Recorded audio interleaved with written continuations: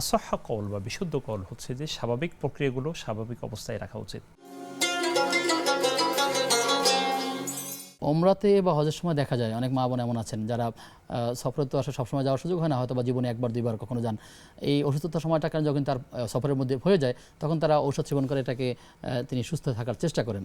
আসলে এটি করা উচিত নাকি আসলে স্বাভাবিক প্রক্রিয়া চলতে দেওয়া উচিত? চমৎকার একটি বিষয় হচ্ছে হজ বা উমরার যে ব্যাপারটি এটি হলো বিশেষ অবস্থা, এটি জি। স্বাভাবিক অবস্থা না। কারণ হজ উমরা সচরাচর হয় না, একজন মানুষ সবসময় যেতে পারেন না। কেউ কেউ আলেমদের কেউ বলেছেন বা গবেষকদের মুস্তাহিদদের যে যেহেতু এটি বিশেষ অবস্থার জন্য ওইটি জায়েজ হতে পারে, কেউ এটার পক্ষে মত দিয়েছেন। জি। কিন্তু আসাহা কওল বা বিশুদ্ধ কওল হচ্ছে যে স্বাভাবিক প্রক্রিয়াগুলো স্বাভাবিক অবস্থায় রাখা উচিত। আমরা দেখি উম্মুল মুমিনিন রাদিয়াল্লাহু তাআলা আনহুন্না তাদের অনেকেই কিন্তু হজের সময় অসুস্থ হয়ে পড়েছেন এবং উমরার সময় অসুস্থ হয়ে পড়েছেন, এমন ঘটনা ঘটেছে।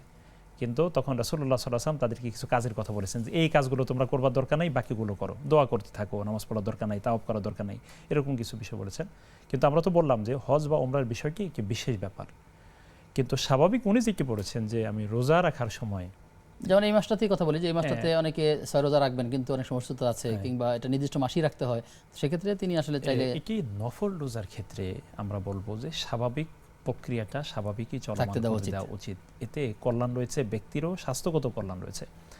কিন্তু যদি ফরজ বিষয় হয় যে না আমার ফরজ কাজা রোজা জমা হয়ে গেছে, অনেক রোজা, এখন এগুলো ধারাবাহিকভাবে নইলে আমি শেষ করতে পারবো না, সেটি ভিন্ন কথা। কিন্তু নফল রোজার জন্য এই শারীরিক অসুস্থতাকে বন্ধ করে, স্বাভাবিক পন্থাকে বন্ধ করে নফল রোজার জন্য এমনটি করাটা আমি মনে করি এটি ঠিক হবে না।